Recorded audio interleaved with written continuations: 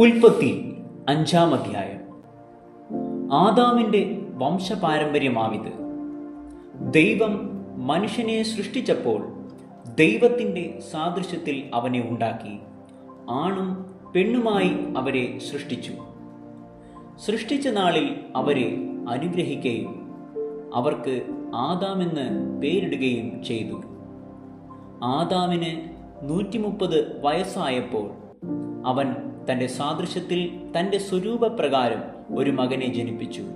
അവന് ഷേത്ത് എന്ന് പേരിട്ടു. ഷേത്തിനെ ജനിപ്പിച്ച ശേഷം ആദാം 800 സംവത്സരം ജീവിച്ചിരുന്നു. പുത്രന്മാരെയും പുത്രിമാരെയും ജനിപ്പിച്ചു. ആദാമിൻ്റെ ആയുഷ്കാലം ആകെ 930 സംവത്സരമായിരുന്നു. പിന്നെ അവൻ മരിച്ചു. ഷേത്തിന് 105 വയസ്സായപ്പോൾ അവൻ ഏനോശിനെ ജനിപ്പിച്ചു. ഏനോശിനെ ജനിപ്പിച്ച ശേഷം ഷേത്ത് 807 സംവത്സരം ജീവിച്ചിരുന്നു. പുത്രന്മാരെയും പുത്രിമാരെയും ജനിപ്പിച്ചു. ഷേത്തിൻ്റെ ആയുഷ്കാലം ആകെ 912 സംവത്സരമായിരുന്നു. പിന്നെ അവൻ മരിച്ചു. ഏനോശിന് 90 വയസ്സായപ്പോൾ അവൻ കേനാനെ ജനിപ്പിച്ചു. കെനാനെ ജനിപ്പിച്ച ശേഷം ഏനോശ് 715 സംവത്സരം ജീവിച്ചിരുന്നു. പുത്രന്മാരെയും പുത്രിമാരെയും ജനിപ്പിച്ചു. ഏനോശിൻ്റെ ആയുഷ്കാലം ആകെ 905 സംവത്സരമായിരുന്നു. പിന്നെ അവൻ മരിച്ചു. കെനാന് 70 വയസ്സായപ്പോൾ അവൻ മഹലലേലിനെ ജനിപ്പിച്ചു.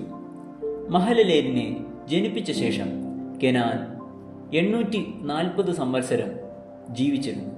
പുത്രന്മാരെയും പുത്രിമാരെയും ജനിപ്പിച്ചു. കെനാന്റെ ആയുഷ്കാലം ആകെ 910 സംവത്സരമായിരുന്നു. പിന്നെ അവൻ മരിച്ചു.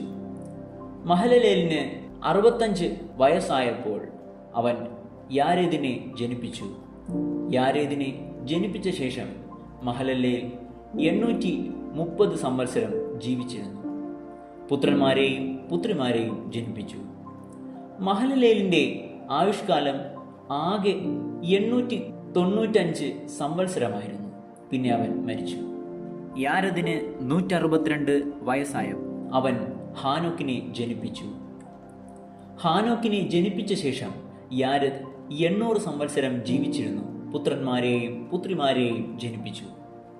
യാരദിൻ്റെ ആയുഷ്കാലം ആകെ 962 സംവത്സരമായിരുന്നു. പിന്നെ അവൻ മരിച്ചു. ഹാനോക്കിന് 65 വയസ്സായപ്പോൾ അവൻ മെതുശലേഹിനെ ജനിപ്പിച്ചു. മെതുശലേഹിനെ ജനിപ്പിച്ച ശേഷം ഹാനോക്ക് 300 സംവത്സരം ദൈവത്തോട് കൂടെ നടക്കുകയും പുത്രന്മാരെയും പുത്രിമാരെയും ജനിപ്പിക്കുകയും ചെയ്തു. ഹാനോക്കിൻ്റെ ആയുഷ്കാലം ആകെ 365 സംവത്സരമായിരുന്നു. ഹാനോക്ക് ദൈവത്തോട് കൂടെ നടന്നു. ദൈവം അവനെ എടുത്തുകൊണ്ടതിനാൽ കാണാതെയായി. മെതുശലേഹിന് 187 വയസ്സായപ്പോൾ അവൻ ലാമെക്കിനെ ജനിപ്പിച്ചു.